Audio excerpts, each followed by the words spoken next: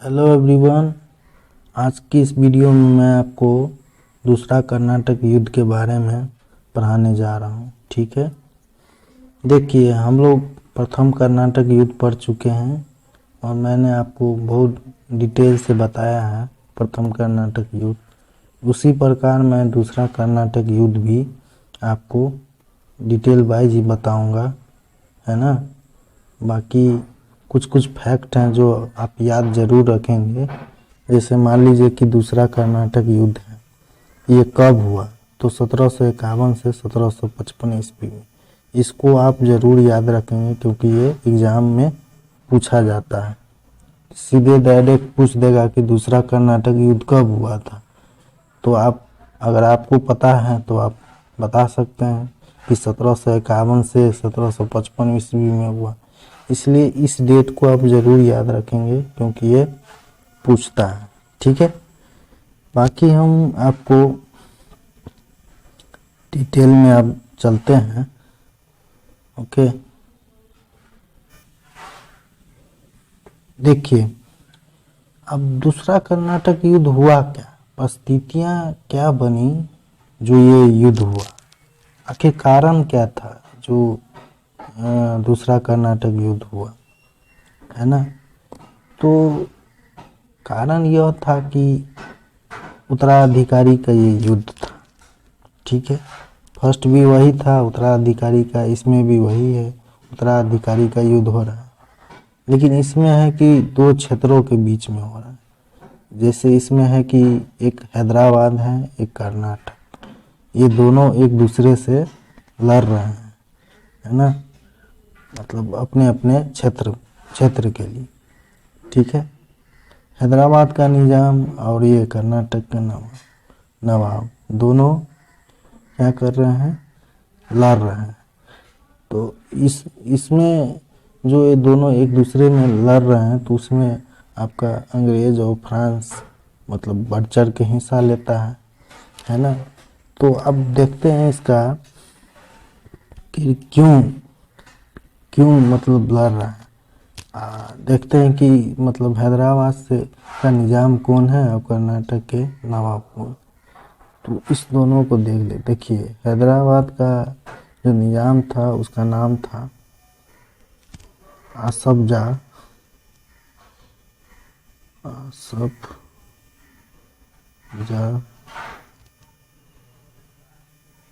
निजाम मुल्क,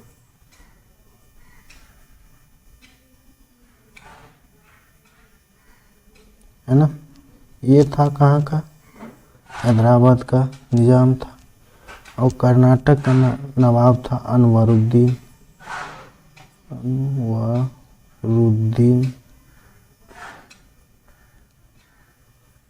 है ना, ये था नवाब।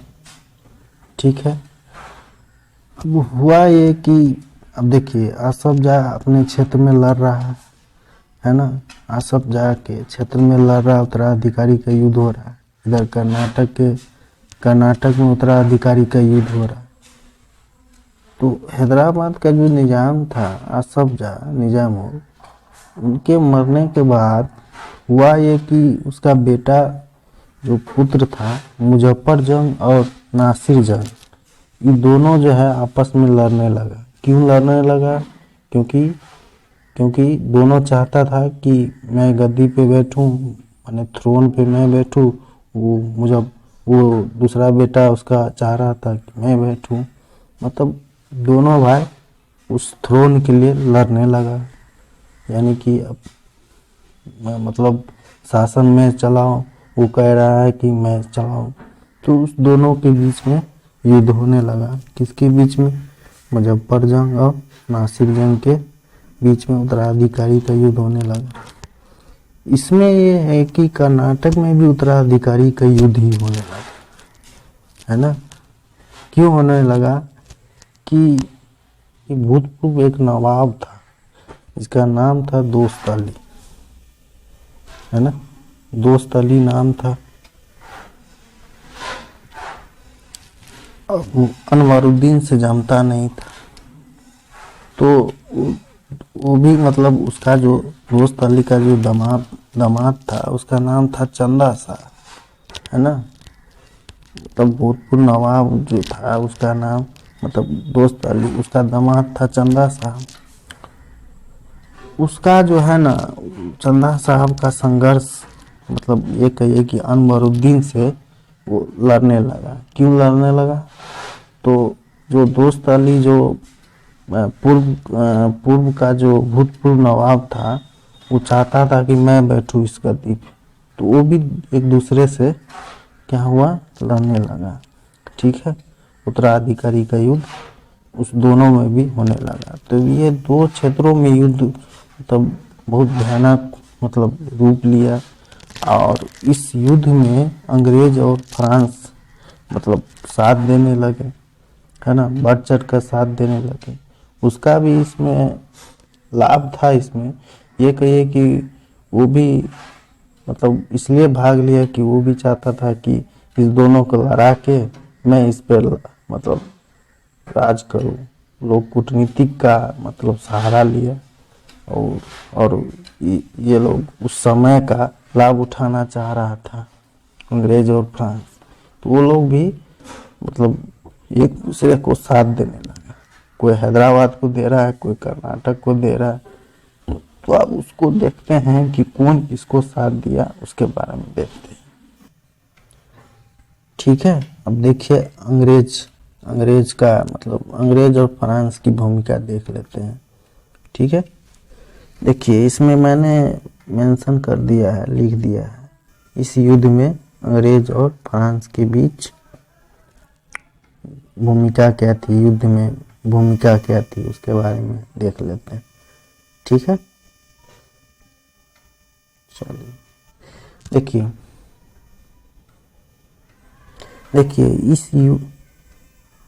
इस युद्ध में अंग्रेज और फ्रांस जो है बढ़ चढ़ कर भाग लिया था। ठीक है, अंग्रेज ने हैदराबाद में नासिर जंग का साथ दिया और कर्नाटक में अनवरुद्दीन का साथ दिया। ये जो नासिर जंग जो है ना हैदराबाद का ही, यहाँ देखिए दोनों भाई हैं, मुजफ्फर जंग और नासिर जंग, है ना। तो नासिर जंग का साथ अंग्रेजों ने दिया, है ना। और कर्नाटक में अनवरुद्दीन था, इसका साथ दे दिया कौन, तो मतलब कर्नाटक में भी दिया था, अनवरुद्दीन का भी साथ दिया था। कौन दिया था? तो अंग्रेज ने दिया था। जबकि फ्रांसीसी ने कर्नाटक में चंदा साहब को दिया। ये जो चंदा साहब फ्रांसीसी जो था वो कर्नाटक में चंदा साहब को दिया और हैदराबाद में मुजफ्फर जंग को साथ दिया। मतलब अलग अलग देखिए, इसके भाई को नासिर जंग को अंग्रेज ने साथ दिया, मुजफ्फर जंग को कौन दिया साथ, तो फ्रांसीसियों ने दिया। फिर इधर अनवरुद्दीन को दे दिया साथ मतलब कर्नाटक में अनवरुद्दीन का साथ दे दिया अंग्रेज ने, और इधर दे दिया हैदराबाद में आपको चंदा साहब को, है ना। अब एक दूसरे को साथ दे रहा है ना, एक दूसरे को मतलब साथ मतलब फ्रांसीसी अंग्रेज दे रहा है ना। उसी के बीच में युद्ध होता है ना, जिसमें अंग्रेज भी मतलब फ्रांसीसी और अंग्रेज भी आपस में लड़ने लगते हैं। तो इसमें है कि इसके बाद अंग्रेज और फ्रांस दोनों आपस में लड़ने लगे, जिसमें डुप्ले ने बढ़ चढ़ कर भाग लिया। ये जो डुप्ले था ना, मेन इसी को समझिए आप, ये डुप्ले लड़वाया है। कर्नाटक युद्ध में सबसे ज़्यादा जो भूमिका है ये डुप्ले का ही है। यही जो किया है सो यही किया है। यही कूटनीतिक का फायदा ले लेके, कूटनीतिक का सहारा लेके और एक दूसरे को लड़वा के अपना सत्ता जमाना चाह रहा था। ठीक है ना। लेकिन बाद में देखते हैं डुप्ले को फिर क्या किया उसके मतलब फ्रांसीसी सरकार ने डुप्ले के साथ, क्योंकि ये बहुत ही मतलब मार झगड़ा करवा रहा है समझिए। तो इंडिया में बहुत डुप्ले कर्नाटक युद्ध में बहुत ही मार मतलब लड़ाइयाँ करवा रहा है डुप्ले। डुप्ले क्या कर रहा है, तो बहुत ही लड़ाइयाँ करवा रहा है भारत। इसलिए इसको जो है फ्रांसीसी सरकार मतलब अब आगे देखेंगे उसके बारे में, है ना। इसको बाद में हटा देता है डुप्ले को, है ना, क्योंकि ये मतलब एक लेवल को पार कर देता है, इतना नहीं, लड़ाइयाँ करवा देता है, मारपीट करवा देता है। तो इसलिए इससे तंग आके फ्रांसीसी सरकार इसको फिर बाद में हटा देता है। ये आगे देखते हैं। देखिए अब इसके बाद जो हुआ क्या कि आपस में तो लड़ने लगे, है ना, जिसमें डुप्ले ने साथ दिया। उसके बाद डुप्ले ने एक संधि की, है ना। डुप्ले ने देखिए बढ़ चढ़ कर तो साथ दिया, उसके बाद उसने एक संधि भी किया, है ना, मतलब संधि की। संधि करने के बाद सत्ताधीन करने का प्रयत्न करना। देखिए संधि एक दूसरे से करवा दिया, और उसके बाद देखिए इसका चाल, सत्ताधीन मतलब उसको पोस्ट से हटा के मतलब सत्ताधीन करना चाह रहा था, प्रयत्न करने लगा। अब समझे कि नहीं, तो उसको हटाना चाह रहा था। अब आगे देखते हैं, ठीक है। के बाद जो है देखिए, अब देखिए इसका, उस समय कर्नाटक का जो नवाब था अनवरुद्दीन था, आपको बता दिया था कि उस समय कर्नाटक का नवाब अनवरुद्दीन ही था। और डुप्ले ने उसे कर्नाटक के नवाब पद से हटाने का प्रयत्न करने लगा। देखिए चाल चल दिया वो डुप्ले। वो सोच रहा था इसको हटा दें, फिर दूसरे को मतलब सत्ता दें, फिर उसको हटा के फिर दूसरे को सत्ता दे के और मैं इस पे राज करूं। इसका यही नीति था कि मेरा सत्ता होना चाहिए। ये एक दूसरे को खाली लड़वा ही रहा था बेसिकली। इसको बोले तो ये इसमें कर्नाटक युद्ध हुआ ही इसी के कारण। यही सब कुछ किया है, कूटनीतिक का सहारा ले लेके एक दूसरे को लड़वा रहा था, है ना, उसका साथ दे दिया उसका। मतलब ये चाल ऐसा ऐसा चलता था ना कि बहुत ही एक लेवल होता है कोई चीज़ करने का, ये लेवल पार कर दिया था। तो इतना बड़ा पीटी करवाया, बहुत ही मतलब खतरनाक आदमी, बहुत ही मारपीट करवाया, बहुत लड़ाइयाँ करवाया। तो देखिए अब आगे देखते हैं कि उसके बाद अनवरुद्दीन पर आक्रमण कर दिया और 3 अगस्त 1749 ईस्वी को बेलूर के निकट अंबर के युद्ध में अनवरुद्दीन क्या हो गया, पराजित हो गया और मारा गया। उस समय मतलब अनवरुद्दीन जो था वो अंबर का युद्ध लड़ रहा था, ठीक है। तो उसमें मतलब पराजित हो गया और उसके बाद वो मारा गया। उसके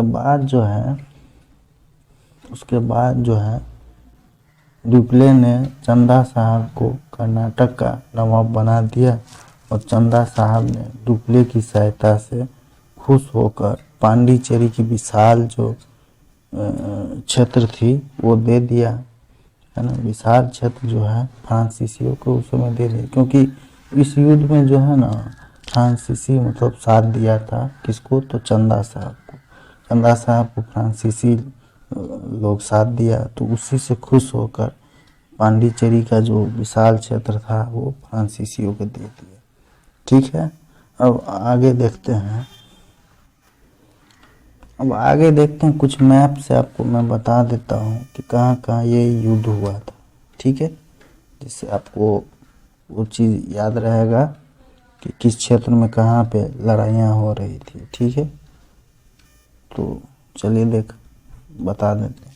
देखिए ये जो क्षेत्र था ये कर्नाटक क्षेत्र था, है ना, कर्नाटक, ये कर्नाटक का क्षेत्र था, ठीक है। और यहीं पे आपका इस बीच में है, यहीं पे ये आपका हैदराबाद इसमें है, हैदराबाद आता है, हैदराबाद, है ना। ये तो पूरा का पूरा ये तेलंगाना में आता है ना, तेलंगाना में हैदराबाद है। तो इस क्षेत्र और इस क्षेत्र में जो है, ये जो पूरा क्षेत्र देख रहे हैं, यही क्षेत्र में मतलब लड़ाई हो रहा था। इस क्षेत्र में तो आपको मैं बता ही दिया कि हैदराबाद में आपका मुजफ्फर जंग था, मुजफ्फर जंग है ना, और उसका भाई नासिर जंग, ठीक है, नासिर जंग, ठीक है। और इस साइड में आपका अनवरुद्दीन था, उद्दीन था। और उसके बाद जो है दोस्त अली का जो दामाद था चंदा साहब, उसके बीच में, चंदा साहब के बीच में मतलब युद्ध होने लगा, है ना। तो इतना तो मैंने आपको बता दिया, ठीक है। मैप से आप एक बार देख लेंगे तो जगह का मतलब याद रहेगा। इस मैप में आप जाइए, इसको देखिएगा। ये इस क्षेत्र में जो है, ये आपका हैदराबाद आता है, इस क्षेत्र में कर्नाटक, इसी में मतलब युद्ध हो रहा था, इस क्षेत्र के लिए और ये क्षेत्र के लिए और ये क्षेत्र के लिए। मैप से अब आगे देख लेते हैं। देखिए, अंग्रेज ने हैदराबाद के नासिर जंग को कर्नाटक के विरुद्ध क्या किया, आक्रमण उन्हें करने के लिए प्रेरित किया। किसको किया? देखिए, अंग्रेज जो है हैदराबाद के जो नासिर जंग थे, मुजफ्फर जंग का भाई नासिर जंग, है ना, तो चाह रहा था कि कर्नाटक के विरुद्ध जो है मतलब आक्रमण कीजिए, उसको प्रेरित कर रहा था कि आप कीजिए, युद्ध कीजिए, है ना, उसको फोर्स कर रहा था कि आप इससे लड़िए। तब उसके बाद हुआ क्या कि 1750 में 1750 में नासिर जंग ने कर्नाटक पे आक्रमण कर दिया। देखिए, अंग्रेज इसमें उसको प्रेरित किया। उसके बाद जो है 1750 में नासिर जंग ने कर्नाटक पे आक्रमण कर दिया और नासिर जंग ने मुजफ्फर जंग को बंदी बना लिया। अपने ही भाई को क्या कर लिया, बंदी बना लिया। देखिए, दोनों भाई में फूट डालने का अंग्रेज का नीति यही है। अंग्रेज दोनों को लड़वा दिया बीच में, देख रहे हैं ना। उसके बाद मुजफ्फर जंग को, भाई को ही बंदी बना लिया, है ना। उसके बाद ड्यूप्ले ने क्या किया, कूटनीति का सहारा लेकर नासिर जंग के सैन्य अधिकारियों को प्रलोभन देकर अपने पक्ष में कर लिया। इसमें देखिए, ड्यूप्ले ने भी बड़ी चालाकियां, कूटनीति का सहारा लिया। देखिए, नासिर जंग का जो सैन्य अधिकारी था, उसको प्रलोभन दे के उसको इतना सम्मान, इज्जत, पैसे उसे दे के, मतलब इज्जत प्रतिष्ठा दे के उसको अपने अंदर कर लिया, है ना, अपने पक्ष में कर लिया, मान सम्मान दे के, है ना, ड्यूप्ले ने। उसके बाद फिर 1750 में नासिर जंग की हत्या कर दी। देखिए, नासिर जंग को क्या किया, हत्या कर दिया और मुजफ्फर जंग को हैदराबाद का नवाब घोषित कर दिया। अंग्रेज उसके भाई को मार के, है ना, और मुजफ्फर जंग को क्या कर दिया, हैदराबाद का नवाब घोषित कर दिया। देख रहे हैं ना। लेकिन पद पर आसीन होने से पहले ही उसको भी हत्या कर दिया। दोनों भाई को मार दिया। बताइए, नासिर जंग को भी हत्या कर दिया और उसके बाद मुजफ्फर जंग को भी हत्या कर दिया। और उसके छोटे भाई था सलावत जंग, है ना, सलावत जंग, उसको क्या किया, हैदराबाद का नवाब बना दिया, है ना। अब सलावत जंग ने क्या किया, उपहार स्वरूप अंग्रेजों को उत्तरी भारत का क्षेत्र जो था उसको दे दिया, है ना। और 1751 में अंग्रेज की ओर से मद्रास में सैंडर्स को गवर्नर बनाया गया। क्या किया गया, तो गवर्नर बनाया गया। ये सैंडर्स थे ना, ये मद्रास का मतलब गवर्नर बनाया गया। कब बनाया गया, 1751 ईस्वी में, ठीक है, अब देखिए आगे।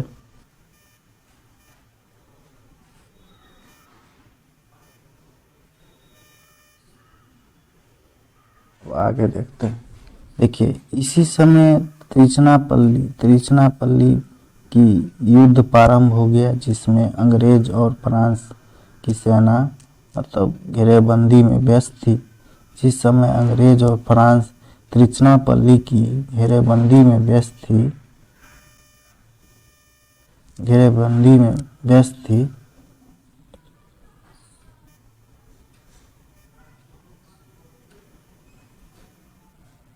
देखिए जिस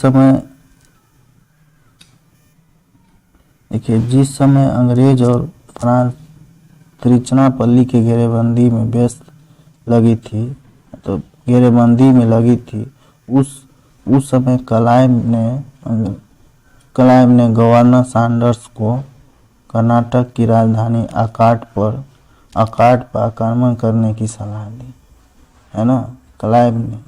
रॉबर्ट क्लाइव ने क्या किया, तो जो गवर्नर सैंडर्स था वो कर्नाटक की राजधानी आकाट पर क्या किया, आक्रमण करने की सलाह दी। उसके बाद अगस्त 1751 में क्लाइव ने आकाट पर विजय प्राप्त कर ली, और विजय प्राप्त करने के बाद क्लाइव और लॉरेंस ने अपने कदम बढ़ाए, ठीक है।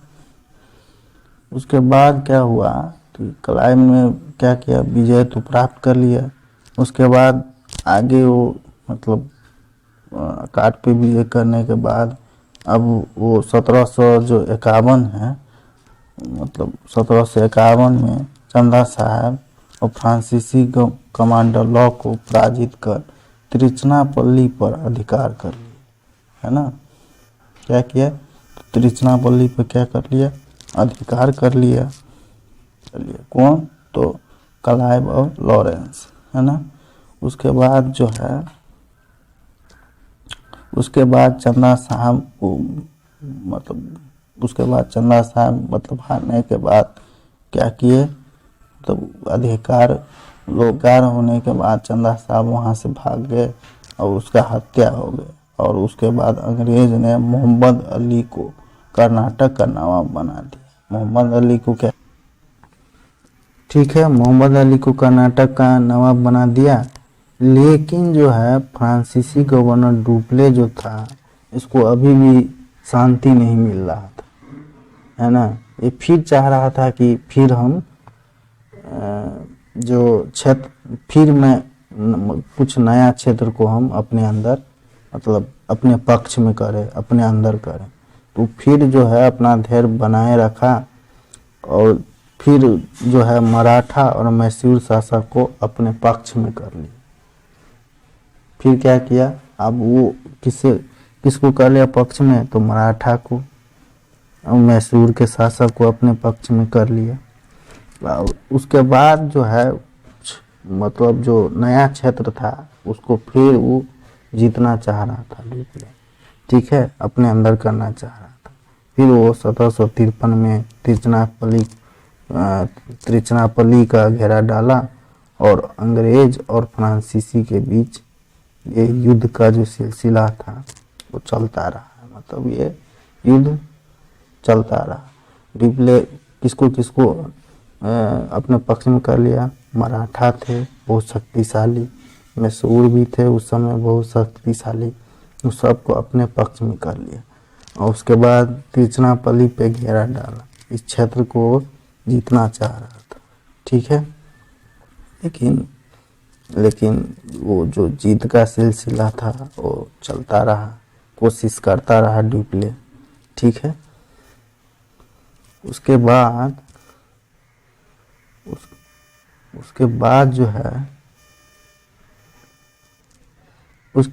जो है डुप्ले ने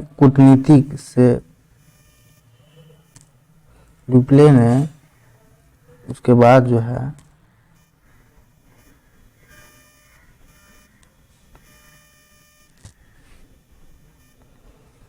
मतलब वो कोशिश करता रहा, ठीक है, और वो त्रिचनापल्ली को जीतने का मतलब वो कोशिश करता रहा। लेकिन ये मतलब इतना ये मारपीट करवाया, इतना जो लड़ाइयाँ करवाया ना, जिससे परेशान होकर क्या वो इतना कूटनीतिक का सहारा ले रहा था, कूटनीतिक से छल से चाह रहा था कि मतलब अपने क्षेत्र को मतलब एक दूसरे से लड़वा के अपना उस क्षेत्र पे अधिकार करना चाह रहा था। जिससे क्या हुआ कि फ्रांसीसी सरकार जो थे वो डुप्ले को क्या किया, तो मतलब इतना परेशान कर दिया था ये डुप्ले भारत में कि उस चीज़ से परेशान होकर क्या किया, फ्रांस की सरकार ने उसको क्या किया, डुप्ले की नीति से तंग आकर क्या किया, डुप्ले को फ्रांस बुला लिया, फ्रांस गया और उसकी जगह जो है गोड होसू को गवर्नर नियुक्त कर दिया। ये बहुत ही मतलब परेशान किया डुप्ले। ये युद्ध इसी के कारण हुआ है, समझिए, तो इसी का पूरा श्रेय जाता है कर्नाटक युद्ध में।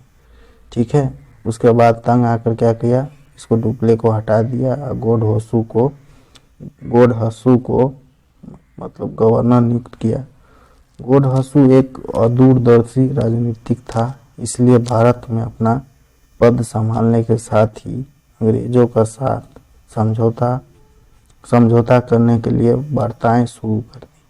तो गोड हसू उतना मतलब मारा मारी मतलब में लड़ाइयाँ में वो बिलीव नहीं करता था।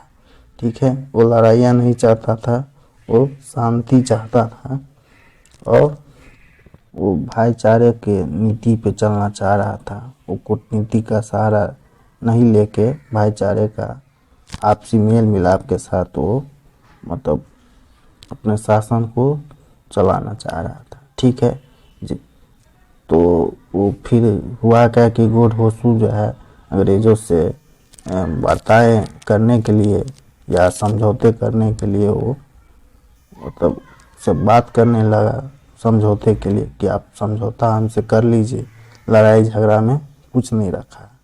ठीक है, तो वो जो है अंग्रेज़ों से बात करने का, एक दूसरे से बात करने का और कुछ हल निकालने का वो वार्ताएं चालू करने लगा, समझौते के लिए वो वार्ताएं शुरू कर दी। ठीक है, उसके बाद जो है 1755 में अंग्रेज के साथ एक संधि कर ली, जिसका नाम है पांडिचेरी की संधि। ये पूछेगा जरूर, एग्जाम में पूछ देगा कि दूसरे कर्नाटक युद्ध में कौन सी संधि हुई थी, तो आप आंसर मारिएगा पांडिचेरी की संधि हुई थी। ठीक है, उसके बाद पांडिचेरी के संधि होने के बाद वो दूसरा कर्नाटक युद्ध जो है वो समाप्त हो गया। तो इसमें लिखा है कि कर्नाटक का दूसरा युद्ध इसी प्रकार क्या हो गया, तो समाप्त हो गया। किसके संधि, तो ये पांडिचेरी के संधि। ये इम्पोर्टेंट है, आप याद रखेंगे कि किस संधि से हुई थी, तो पांडिचेरी की संधि से हुई थी। ठीक है, आज के लिए इतना ही रखते हैं और आगे मैं तृतीय कर्नाटक युद्ध के बारे में आपको मैं आगे पढ़ा दूंगा। ठीक है, थैंक यू।